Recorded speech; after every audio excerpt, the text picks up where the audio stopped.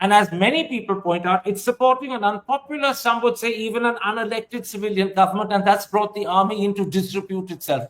And General Asim Munir is said to be facing challenges internally within the army hierarchy too.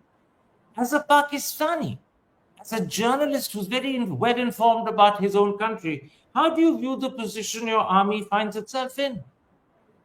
I think, what happens is in cases like this, regardless of the popularity or lack of it of any government, whether a hybrid government, a military government, or a political government, when it comes to India, all the differences are put aside. And nationalism takes its normal, raises its head, becomes hyper-nationalism, and all internal disputes are put aside. I think that's likely to happen here. All the internal disputes that you're talking about, the internal weaknesses, they will be put aside. The minute there is an attack by India, this nation will stand united. And that's happened in the past, it's likely to happen again. There will be no divisions on this one, I can tell you this. Even the most anti-army, anti-establishment people will fall in line. My last question, Mr. Sethi.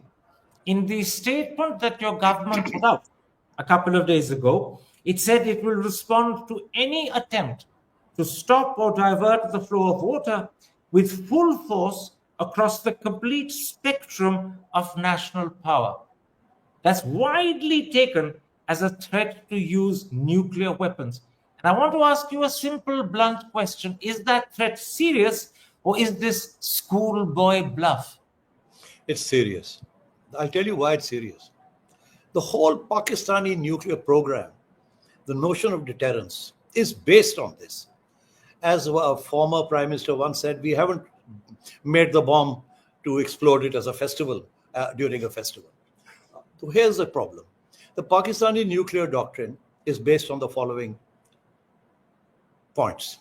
Number one, if the Indian army crosses over and seizes a large tract of Pakistani territory, whether in Azad Kashmir or anywhere else, Pakistan will use tactical nuclear weapons on its own soil to decimate that. Number one. Number two, if there is any attempt to blockade Karachi that leads to the strangulation of Pakistan, Pakistan will use nuclear weapons. And third, if there's any attempt to divert the waters or to starve Pakistan, Pakistan will use nuclear weapons. Now, this is the nuclear doctrine. And this doctrine is based on the following understanding, that if Pakistan is not going to exist because of any of these actions by India, then we might as well blow everybody up and go to heaven. So you see, that is the nuclear doctrine here, which is one reason why Pakistan has consistently refused to sign the no first strike agreement. India wants Pakistan to sign the no first strike agreement. The international community has been pressurizing Pakistan to do that. Pakistan's government's political, hybrid, military have all consistently refused to do that. They will not sign the no first strike agreement. And that is why this threat is a real one. That is a very clear message.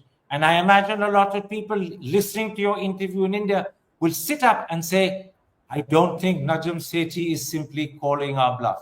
I thank you for the time you've given me. I thank you for answering all my questions.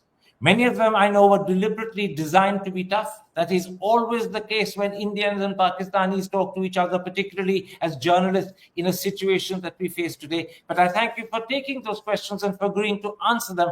And I hope that the wiser wisdom that you spoke about comes into play and that both countries can back off and we don't end up with precipitous action that we could live to regret.